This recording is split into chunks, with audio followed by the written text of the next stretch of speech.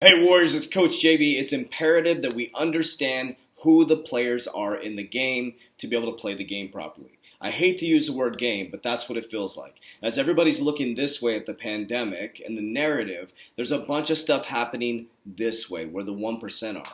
So it's important to understand who the players are. You keep hearing about cryptocurrency, moving to assets, gold and silver, but who are the main players you should be watching, listening to, and understanding? Now, there's two big places you should be looking, the IMF and World Economic Forum. They're making huge decisions right now as we look this way. Now, I'm going to show you three players in the game that you need to keep an eye on, and I'll break them down who they are, and then we'll see some clips from what they're talking about. Now, guys, we are moving into the new quantum financial system, but before we go any further, my name is Coach JB. I am the top health and mindset coach in the world. What you believe in your heart, you think in your mind, will eventually become your words and become your reality. I say that every single day on my Coach JB podcast because I believe it in my heart. I think it every single day. And when my heart and mind are connected, I can't be stopped. I'm verbalizing it, put it time-stamped into reality, and letting the universe know where we're heading to. And lo and behold, we're on our way, Warriors. You can do the exact same thing. Before you do anything, make sure you like, subscribe, comment, hit that notification button. If you are a Warrior in my academy, make sure you watch this video all the way through. This is part of your development. All right, guys, without further ado, I'm going to break down three main people, and then I'm going to end with a couple clips just to get you to critically think about your future, okay? So first, we're going to start with Brian Brooks, Brian P. Brooks. This important player in the game. So Brian Brooks is an American lawyer, banker, entrepreneur, technologist, and government official. He became the acting controller of the currency, so the OCC, on May 29th, 2020, succeeding the 31st controller of the currency, Josh Onting, if I said that correctly. Now, let's ask ourselves, where did Brian Brooks come from? He came from Coinbase, the #1 cryptocurrency platform that Chase Bank now banks as their customer. So Brian Brooks came from Coinbase to become the second in charge of the operation of currency control in the United States. Okay, so now we know who Brian Brooks is. He's a key player you need to be watching out for. Let's watch a little bit about what he's saying in interviews on CNN. Says they will need to innovate to keep up. He's granted a banking license to a fintech company, which has raised a few eyebrows, but he's also opened a new avenue for existing banks, allowing them for the first time to hold cryptocurrencies, digital assets, for safekeeping. It perhaps should come as no surprise, as he's the former chief legal officer of Coinbase Global, the biggest US exchange for cryptocurrencies. Brian Brooks, the acting US comptroller of the currency, joins us now. Brian, fantastic to have you with us. I'm really excited to have you on. You sort of have a 21st century view of what the banking sector should look like. And I said it's raising a few eyebrows. It's raising a few more. Give me a sense of what your vision is. Well, Julia, thanks so much for having me. And these are really important questions to ask in a time like this. You know, this is a time when Americans are depending on their banking system more than they ever have before. When we made a decision collectively in this country to shut down the economy very broadly back in March, we depended on the banks to deliver benefit payments in the form of paycheck protection program loans and checks sent from the Treasury Department. And the problem is we were sending those across 19th century banking rails. Many people said that it took days or sometimes weeks to receive their payments. And my vision is that we need to get to a place in this country where payments can be transmitted virtually instantaneously, where errors can be eliminated.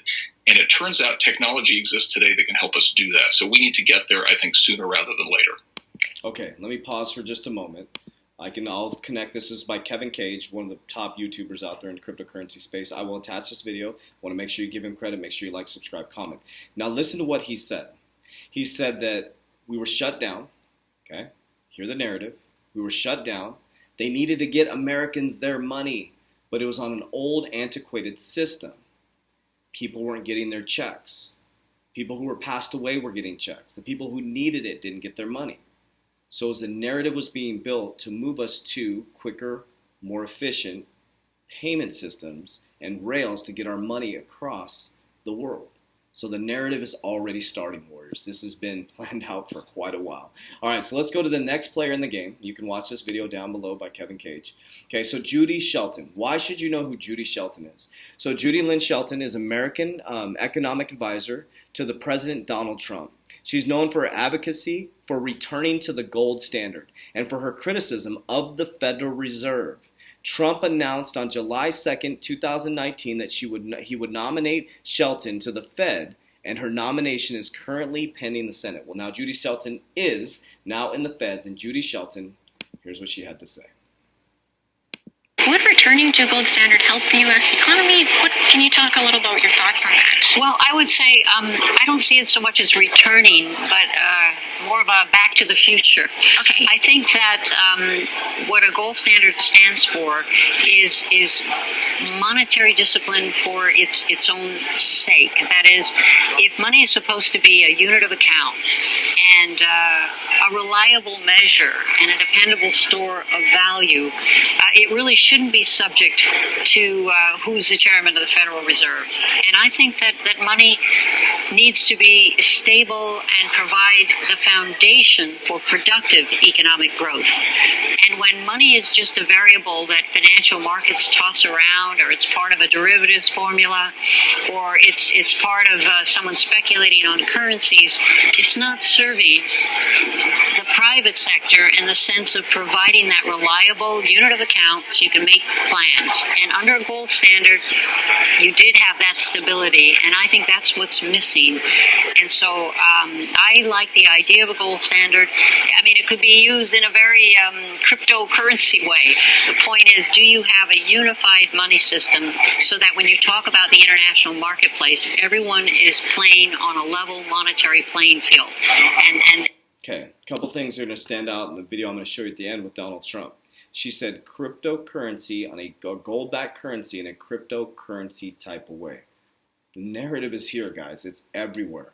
I'm going to show you a video at the end of our President Donald Trump talking about the exact same thing. Okay, so now you had Brian Brooks talking about our new payment systems at the speed of light. We got things like Ripple, XRP. It's already set. The payment rails are set. You have Judy Shelton, who Donald Trump put into the Fed chair, who is wanting to usher in the new Bretton Woods type standard in 1944, the Bretton Woods, the gold standard, back into America to create an even monetary playing field. Now let's look at another important player. So this is America, okay? So now let's go global. This is Christine Lagarde, okay? Christine Lagarde is a French politician and lawyer serving as the president of the European Central Bank, very important, big players. November 2019, between July 2011 to September 2019, she served as a chair of the managing director of the International Monetary Fund. She is an important player in our monetary system. Let's listen to what she has to say. Currencies and all sorts of companies now getting into this effort, not least among them Facebook. What kind of threat does this pose to the traditional banking system? Well, I think you have incumbents, the banks, commercial banks, and you have the disruptors. And clearly the disruptors are having an impact on the incumbents. We just heard a very large systemic bank here saying that they're launching their digital coin, currently piloted in a way within the institutional clients, but to be scaled beyond that. We heard from the European Central Bank that they have launched in November something that is called TIPS, that enables all the banks in the Eurozone to actually transfer instantly at virtually no cost money between them. So I think the role of the disruptors and anything that is using distributed ledger technology, whether you call it crypto assets, currencies, or whatever, and it's far from the bitcoins that we used to talk about a year ago, that is clearly shaking the system. Let me stop for just a moment. I said far from the bitcoins we talked about a year ago. You have the new coins, or no, they're not new, they've been out for a while, but people are starting to hear about Ripple XRP, Ethereum, Chainlink, all these different coins, altcoins.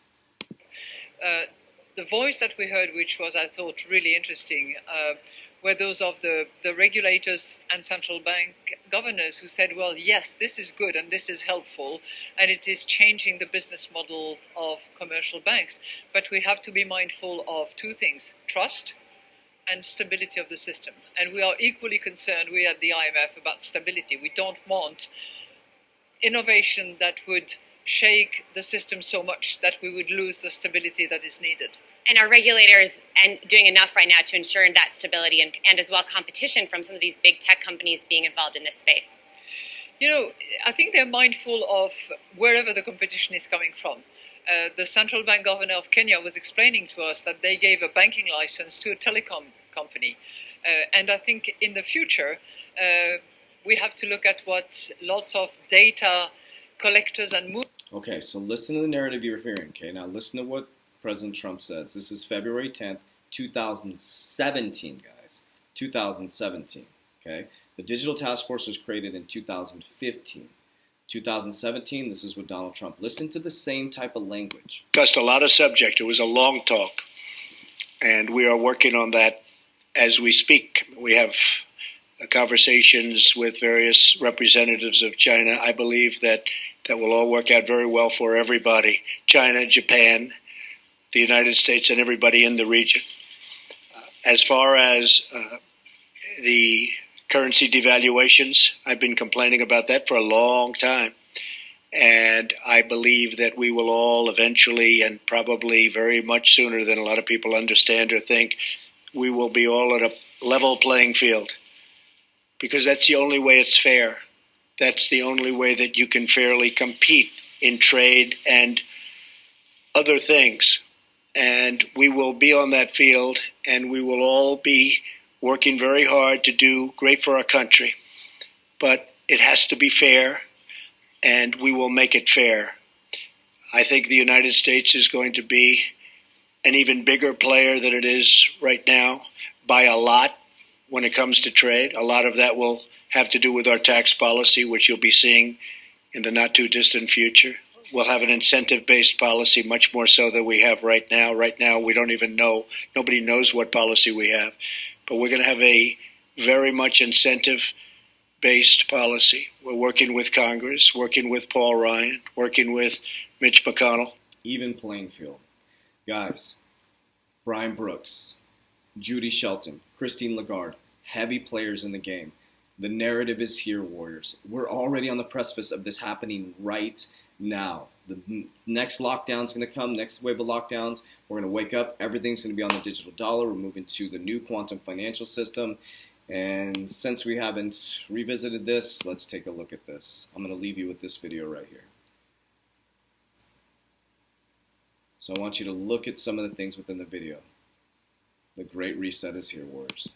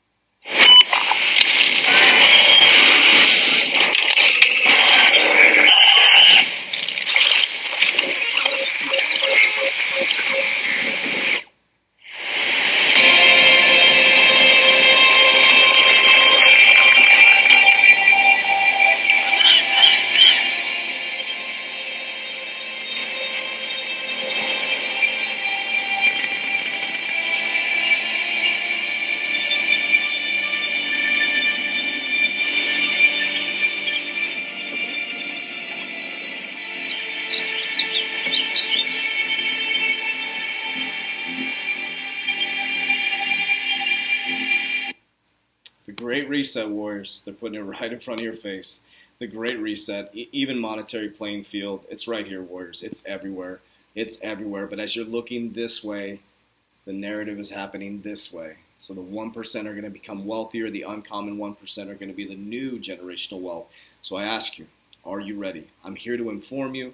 I'm not here to tell you what to do. I'm not a financial advisor. None of it's financial advice. I'm just documenting my journey and research and how I've connected the dots over the past 9 years to protect warriors and allow you to experience freedom and heaven here on earth, warriors. So if you like this content, make sure you comment below, hit the notification button. I'm doing a YouTube video every single day. If you want to become part of our private Warrior Academy, DM me the word freedom on CoachJV_, and down below, join our private Facebook group. Make sure you join. It's filling up fast, and we're about to launch something remarkable this week where you can be part of our academy at a very, very discounted price. Mind, body, immunity, and generational wealth building. It's time to rise, warriors. Warriors, rise!